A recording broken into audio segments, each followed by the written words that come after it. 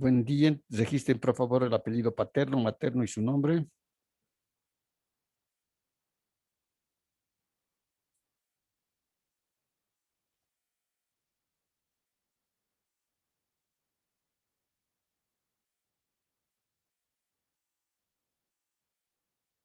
¿Me escuchan?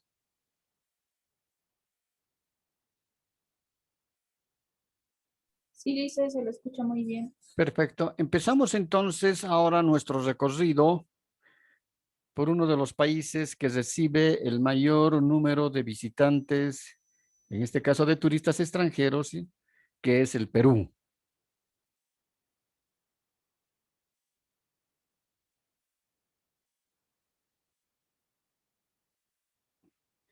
Geográficamente, el Perú está dividido en departamentos, ¿no? Tenemos el departamento de Loreto, tenemos San Martín, Amazonas, Piura, Lambayeque, Cajamarca, La Libertad,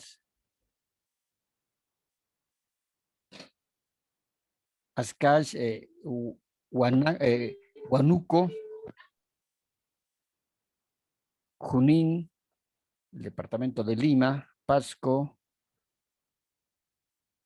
Madre de Dios, Huancavelica, Cusco, Apurimac, Ayacucho, Arequipa, Moquegua, Tacna y el departamento de El Puno, donde se encuentra ubicado el lago Titicaca y que es compartido con Bolivia.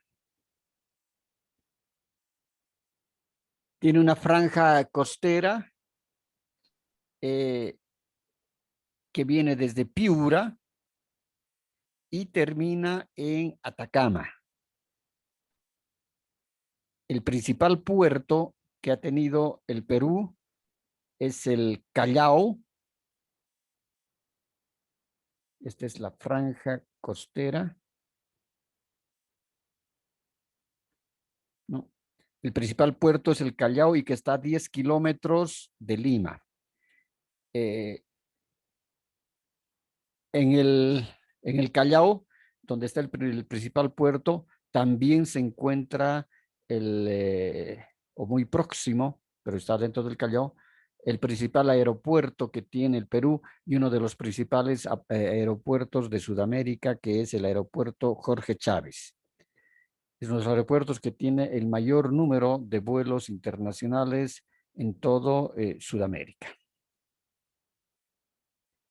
El territorio, el Perú tiene una superficie continental de 1.000.000, casi 300.000 kilómetros cuadrados, que sumados a los 900.000 kilómetros de mar peruano soberano, alcanzarían a 2.200.000, casi 2.300.000 kilómetros cuadrados.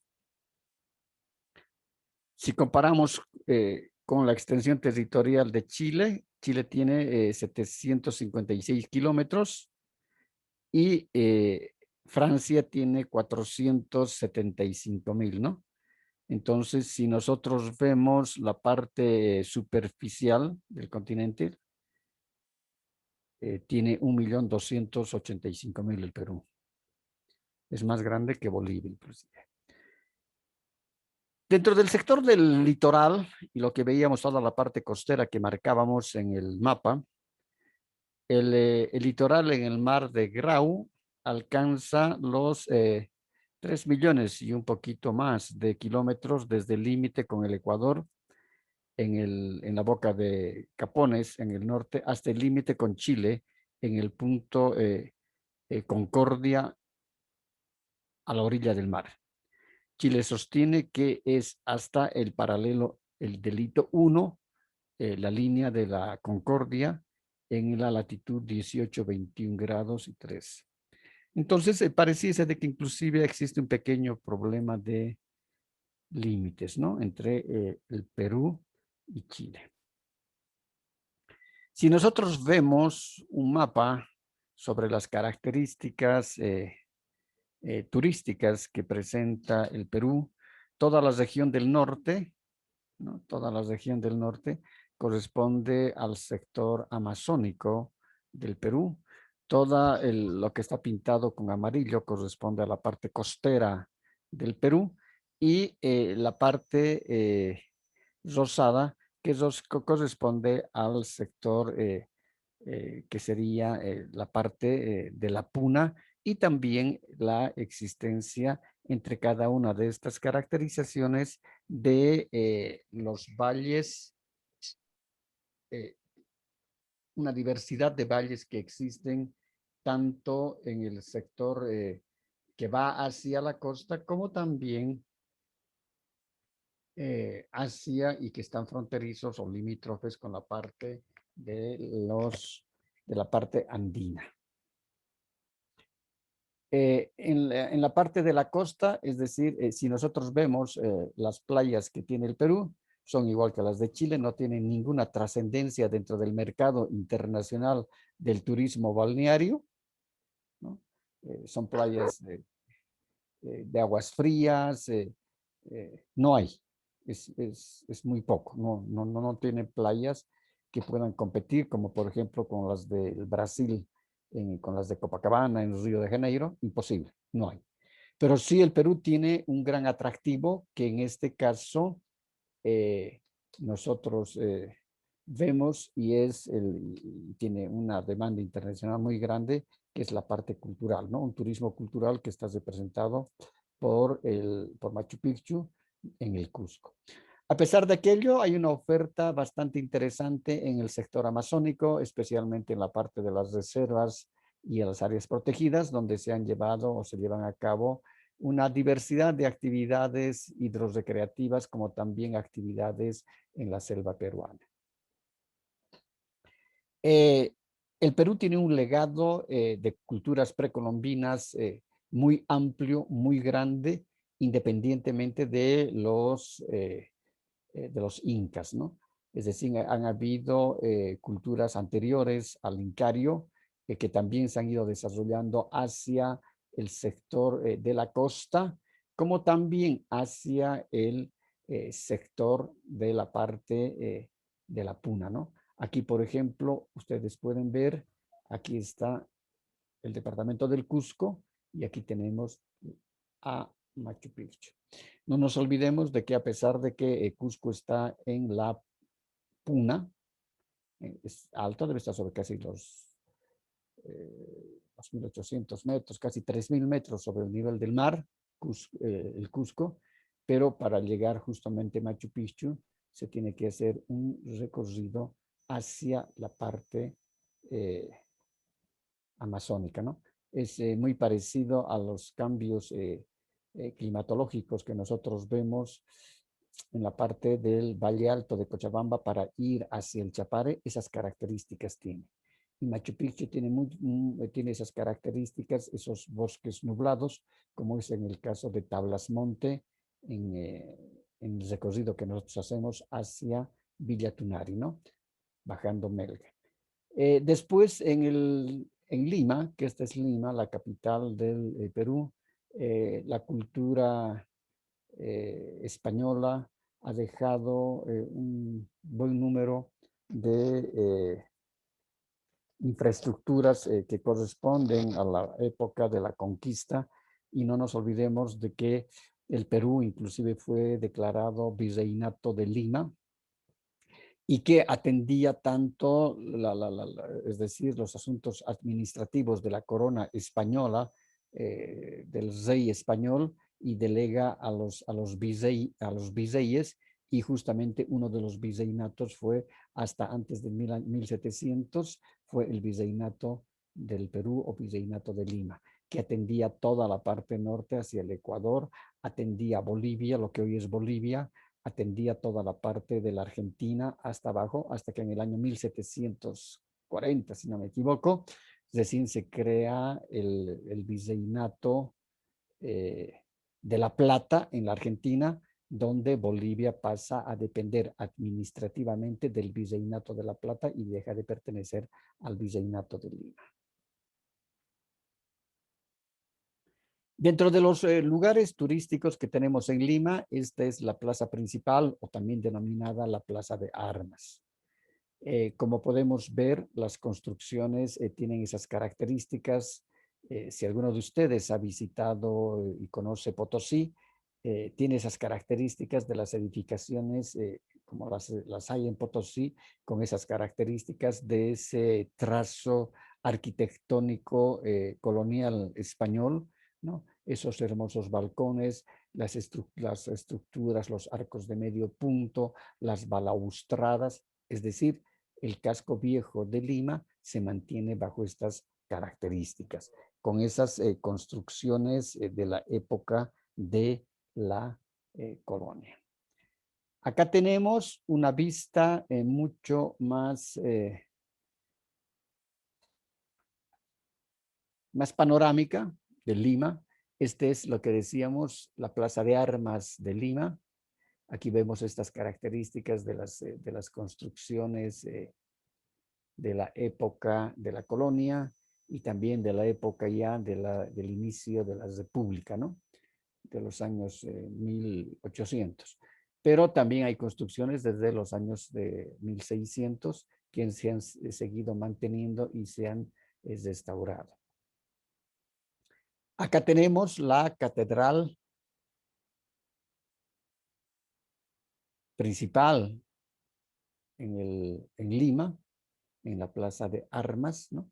Y este es uno de los moles más importantes que existe en Lima, que se llama el Lancomar. Y el Lancomar está justamente en el puerto o muy próximo al puerto de Callao. Aquí en este mall se encuentran, es decir, es tan grande, debe tener alrededor de unas 300 o 400 tiendas. Hay, es decir, productos de todas las marcas en ropas, en productos de vestimenta. Hay una plaza de mercados hermosísima. Inclusive hay un restaurante, ¿no? Que debe estar ubicado más o menos más hacia allá, sí, más hacia este sector, donde las olas todavía se ven que golpea la pared y la pared es de vidrio, ¿no? Y las olas van golpeando la pared de vidrio. Entonces es algo nuevo, debe tener unos 20, 25 años, debe tener esta parte de Lancomar, de este mall. Y aquí ya vemos las edificaciones totalmente nuevas, modernas, que están al pie de la parte de la costa. No nos olvidemos de que el Perú es un país que tiene muchos problemas sísmicos, ¿no? Y especialmente hacia el sector de Tacna, de Arequipa, Tacna, etcétera, hay muchos movimientos sísmicos, como también en Lima. Por eso que seguramente que los edificios más altos deben ser antisísmicos, ¿no? Otra característica fundamental, vemos aquí una entrada folclórica en la Plaza de Armas de Lima y vemos esta caracterización de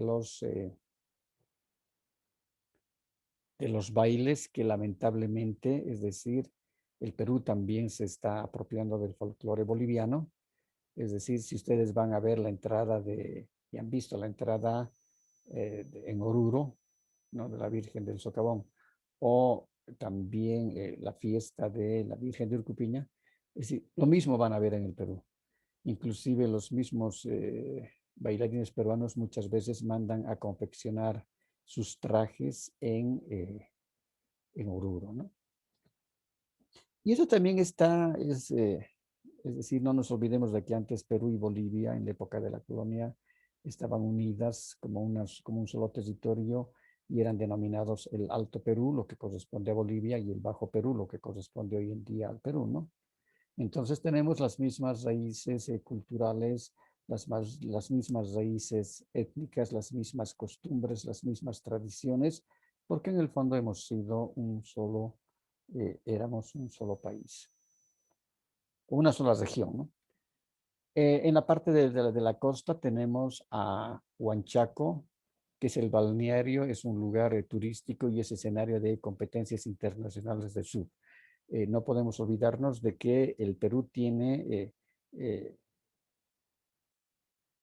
sectores en la parte de la costa que son conocidos a nivel mundial por la realización del deporte del sur, siendo conocidos a nivel mundial de longboards que se realizan en el verano de cada año. Huanchaco es el famoso y mundial, es famoso mundialmente por las legendarios caballitos de Totora, que son estas embarcaciones que han sido siempre trabajadas desde épocas milenarias por las poblaciones y los pueblos originarios, ¿no? Este tipo de embarcaciones trabajadas y construidas en Totora usaban para la navegación y la pesca desde tiempos de los milenarios mochicas, de la cultura de los mochicas y también de los chimúes.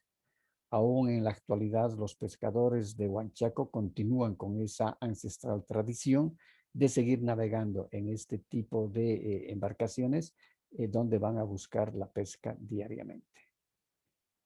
Hablar del Perú desde el punto de vista turístico es hablar de Machu Picchu, ¿no? Es considerada una obra maestra de la arquitectura y de la ingeniería. 5 de sus películas características denotan las características arquitectónicas, paisajísticas y el velo del misterio que ha tejido a su alrededor buena parte de la literatura publicada sobre el sitio, lo han convertido en uno de los destinos turísticos más populares del planeta. Machu Picchu está en la lista del Patrimonio de la Humanidad de la UNESCO desde el año 1983 como parte de todo un conjunto de culturas y ecología conocidas bajo la denominación del Santuario Histórico de Machu Picchu. Es algo impresionante, es algo increíble, es algo realmente fuera de lugar ver cómo han podido los incas construir todas esas, eh, esas construcciones, esas viviendas, etcétera, en unas colinas tan, pero tan empinadas como podemos ver estas, y cómo han logrado trasladar también el agua para la sobrevivencia del pueblo inca, ¿no? Cómo han logrado la agricultura mediante el trabajo en las montañas de las terrazas. Y en las terrazas en la época de lluvia se acumulaba el agua y esa agua también era utilizada para que por precipitación caiga al resto de los peldaños de los sembradíos, ¿no? Entonces, ha utilizado una alta ingeniería hidráulica para inclusive almacenar las aguas provenientes de las lluvias y que les pudiera servir todo el año para la sobrevivencia de todo el pueblo inca. Machu Picchu, con una extensión que comprende poco más de 35,000 hectáreas, es el santuario histórico de Machu Picchu, es mucho más que un conjunto de sitios arqueológicos enclavados en la abrupta selva nubosa. Como podemos apreciar acá, son bosques nubosos y por eso que se caracterizan, se parecen mucho a tablas monte en cuanto a la vegetación, en cuanto a la nubosidad que puede existir y a las características hídricas y también a las precipitaciones pluviales. Machu Picchu es considerado al mismo tiempo una obra maestra de la arquitectura y la ingeniería. Es un paisaje, es un velo misterioso que se ha tejido a su alrededor buena parte de la literatura publicada sobre este sitio, porque este sitio no fue descubierto por los españoles, ¿no? En la época de la colonia, sino fue en el año 1920, creo 1930, que recién es descubierto Machu Picchu porque estaba cubierta toda de vegetación. Vistos desde el aire, el territorio del santuario muestra como un gran libro abierto por la mitad, con el caudaloso río de Urubamba en su parte central y dos grandes cadenas de montañas que se precipitan hacia ambos lados de un profundo valle cubierto por vegetación tropical. El santuario histórico de Machu Picchu fue reconocido internacionalmente por la UNESCO, ¿no?, otorgando la categoría de Patrimonio Cultural y Natural de la Humanidad. El 7 de julio del 2007, Machu Picchu fue elegido como una de las 9 maravillas del mundo en una ceremonia realizada en Lisboa, Portugal. Si ustedes pueden apreciar en estas fotografías, realmente es algo impresionante cómo han podido construir estas maravillas, ¿no?, de obras arquitectónicas que están enclavadas en las laderas de estos altos picos. Aquí tenemos otra vista panorámica.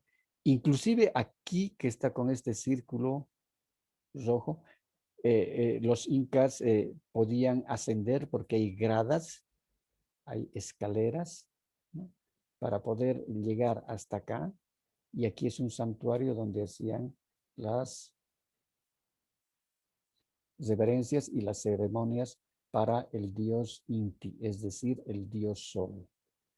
Acá podemos ver los cultivos en terraza que decíamos hace rato, y el agua se va acumulando en las terrazas y va precipitándose, va cayendo por precipitación, y podían en este caso regar todas estas extensas llanuras. Y aquí podemos ver el conjunto arquitectónico, inclusive las viviendas tenían techo en la restauración y en la limpieza que se ha hecho cuando se descubre Machu Picchu. Se puede ver estas características que tienen realmente todo el monumento en su conjunto. Otro atractivo fundamental son las líneas de Nazca, sin duda como una de las recompensas entre las atracciones turísticas del Perú, a 434 kilómetros al sur de Lima, en las Pampas de Nazca o San José también, se encuentra un inmenso desierto que se extiende desde las faldas de los Andes hasta el Océano Pacífico. Este desierto es el sitio de los famosos y espectaculares dibujos que representan animales, aves, reptiles, felinos, líneas y figuras geométricas, algunas visibles desde la tierra, pero son muy pocas, y las otras sí se destacan totalmente desde el aire. Existe una torre de observación, pero es mejor escenario es el panorama aéreo. Se cree que los dibujos fueron hechos por antiguos peruanos alrededor del año 1000 a.C., incluso a pesar de existir huellas indicando que la zona fue ocupada desde el año 300 antes de la era cristiana. Aquí pueden ver ustedes estas características de las huellas. Aquí ven un avioncito. Realmente desde la parte aérea, desde un avión, se puede apreciar estas características y estas figuras de animales y figuras zoomorfas, ¿no?, que están trazadas justamente en las líneas. Lo mismo podemos ver acá y lo mismo podemos observar acá. También hay otro tipo de oferta en la parte amazónica, ¿no?, y se encuentra ubicada en la selva alta al sureste de la ciudad de Tarapoto, al margen derecho del río de Huallaga. Es un cuerpo de agua de tipo lentisco, de hundimiento tectónico o fallas tectónicas con una extensión de más de 430 hectáreas. La franja costera se caracteriza por estar siempre limpia, rodeada de pastizales, centros turísticos, así como el mismo centro poblado de Sauce, que es un caserío donde se encuentra el caserío 2 de Mayo, y también las instalaciones del centro piscícola Sauce, que corresponde al Ministerio de Pesquería, ¿no? Hay una fauna silvestre muy grande, hay aves, garzas, el famoso martín pescador, sachapatos, águilas, aves, y una gran variedad de reptiles y de herpetofauna. Hay embarcaciones como las que podemos ver acá.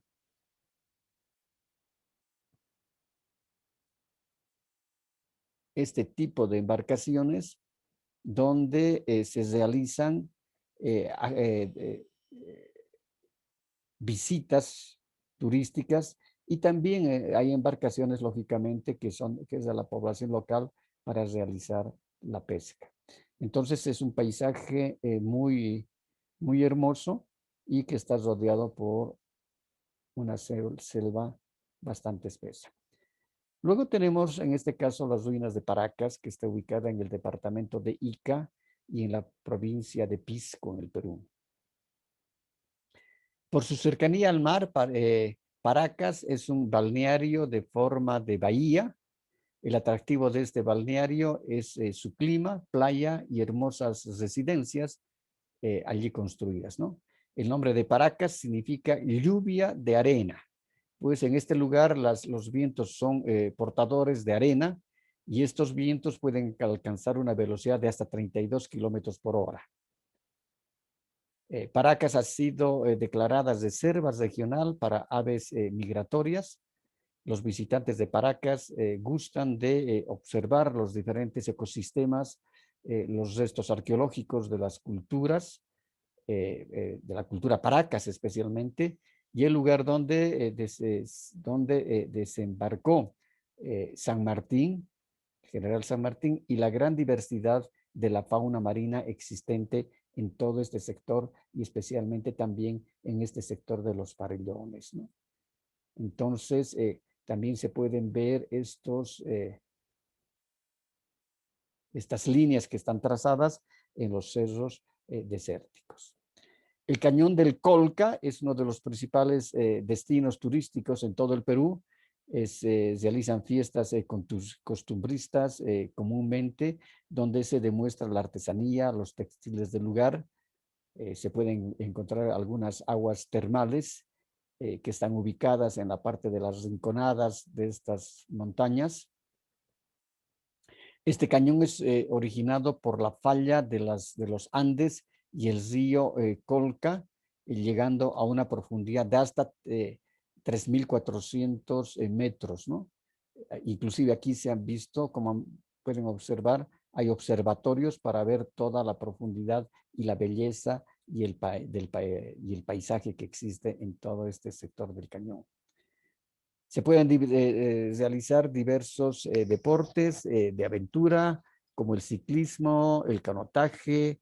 Durante el recorrido de este valle se pueden encontrar 14 pueblos, por lo cual no es nada pequeño. Y estos pueblos, lógicamente, que se han dedicado o se dedican en buena parte a la actividad turística y a la provisión de los servicios turísticos. Otro lugar importante es Chan Chan. Chan Chan es la capital del Gran Chimú, la más grande ciudad de barro de América prehispánica. Su extensión es de aproximadamente 20 kilómetros. Las ruinas comprenden campos de cultivos, restos de palacios, reservorios de aguas, acueductos subterráneos, plataformas, plazas, viviendas, depósitos, talleres, laberintos, murallas, increíbles rutas y caminos, templados, pirámides o huacas, pozas de agua, altos muros que presentan relieves estilizados de figuras homorfas y geométricas. Por ello, la UNESCO ha declarado Patrimonio Cultural de la Humanidad. El lugar tiene estas características único y místico que muchos viajeros perciben al recorrer sus laberintos y bajar sus plataformas, un sentimiento de integración eminentemente sorprendente. Es decir, todo está construido y todo está trabajado en barro por la cultura de los chachán. El complejo arqueológico El Brujo es también otra característica y otro destino turístico fundamental. Es realmente maravilloso, está situado en el valle de Chimaca, a pocos kilómetros de Magdalena de Cao. El lugar está a 45 kilómetros de la ciudad de Trujillo. El Brujo o Cao Viejo está conformado por 3 plataformas artificiales, entre las cuales existió un cementerio prehispánico. La Huaca Prieta se encuentra más al sur y la impresionante Huaca, el Brujo. Muestra sorprendentes murales que los podemos observar acá, de relieves de múltiples colores que significan sacrificios humanos rituales, y lo más espectacular, exhibe una terrible imagen del dios decapitado, ¿no? El lugar tiene un antiquísimo legado, en especial por el hallazgo de la tumba y el cuerpo momificado de la gobernanta mochica, la dama de Cao. Entonces, también, como podemos ver, todas estas construcciones del complejo arqueológico del Brujo están trabajadas y han sido trabajadas en barro, ¿no? Y se mantienen hasta el día de hoy. Hoy vamos a ver otro destino turístico importante, que es la ciudad de Arequipa. La ciudad de Arequipa es un valle, está sentada en un valle fértil y es denominada la Ciudad Blanca. Este es el cerro, ¿no?, el principal cerro nevado que tiene el sector, y es un volcán que muchas veces se ve que está todavía en actividad porque bota humo, ¿no? De este volcán se puede ver en todo este sector, hay tipo canteras de donde existe la lava volcánica de millones de años que ha sido petrificada, y la lava era color blanca. Entonces, en estos sectores, de estos sectores proviene el sillar, y el sillar es un tipo de piedra blanca, y que los españoles trabajaron todas las construcciones en el área perimetral, en la parte histórica de la ciudad de Arequipa. Todas las construcciones estaban trabajadas con esta piedra del sillar, que eran labradas y trabajadas porque, como decíamos, eran a consecuencia de de la erupción del volcán, del volcán, ¿no? Y esta piedra de lava, entonces era trabajada como adobes, es decir, picada como adobes, y con ella se construyó todas las obras arquitectónicas que hoy en día muestra en eh, en su patrimonio arquitectónico e histórico en el centro de Arequipa. Y es por eso el nombre de la Ciudad Blanca, ¿no? Y tiene hermosos valles donde tiene una producción muy grande de cereales, verduras, frutas, etc. Esta es la plaza de armas de Arequipa, donde podemos observar las características que tiene la iglesia matriz, ¿no? Un estilo eminentemente gótico, hermosamente trabajada con el sillar, que pareciese que fuese mármol, solamente que el sillar es mucho más agreste, ¿no? Es decir, tiene muchas perforaciones el propio sillar, a pesar de que está muy bien trabajados los bloques, pero se los nota así, como si tuvieran huequitos, y son blancos. La historia de Arequipa, el departamento de Arequipa tiene una gran historia que data de las épocas remotas. Se estima que sus primeros habitantes son de 6.000 a 8.000 años antes de Cristo, durante el periodo del Paleolítico. La evidencia de su existencia se encuentra cerca de la región de Yarabamba, en la Pampa Colorada, y en Sumumbai, detrás del Misti. El cerro que todavía es el cerro nevado, y del cual se produce, todavía vemos, o ha producido esas grandes cantidades de lava hace millones de años, y hoy todavía hay una humarola, se llama el Misti, donde se aprecian pinturas rupestres en sus cavernas. Cuando los incas se expandieron sus dominios a estas regiones por el siglo XV, encontraron dos grupos étnicos bien establecidos en la región del Valle del Colca, los Chayaguas y los Cabanas, quienes destacan por su agricultura, lo cual se evidencia hasta ahora en sus andenes y en sus sistemas de riego. Aquí lo vemos llegando al Inca Pachacútec y haciendo reverencias al cerro del Misti. La iglesia de la Compañía de Jesús en Arequipa, aquí la podemos ver, y tiene, Arequipa tiene uno de los museos más importantes de toda la América Latina, que es el convento de Santa Catalina. El convento de Santa Catalina era un convento en la época de la colonia, un convento para las monjas, un convento cerrado donde las monjas ingresaban y no salían más. Y en sí, todo el conjunto arquitectónico es una ciudadela.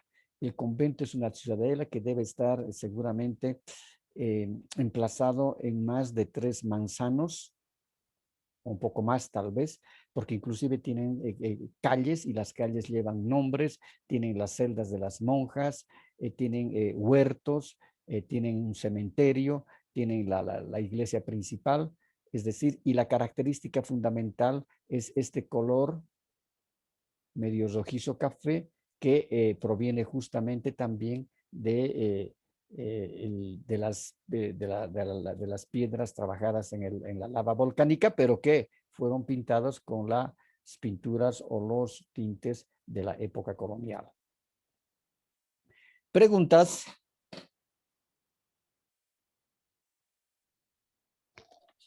Ninguna lista. Perfectamente, entonces nos vemos el día de mañana. Dicen, Dígame. quería pedirle permiso, por favor, para Harold Chávez. A ver, voy a apuntar, por favor. Espéreme, voy a agarrar un Harold. Ya. Sí, Harold Chávez me escribió, creo que tiene algo de aviación, no sé cómo es la cosa, ¿no? Sí, sí. Ya. ¿Usted tiene su ingreso al Face? ¿Cómo está registrado en el Face? Porque me dijeron, no sé, algunos de los compañeros de este grupo, del otro grupo, que tenía muy buenas fotografías. Ay, no le hice. Averígüemelo porque tenía imágenes de Samaipata muy buenas. Ah, ya.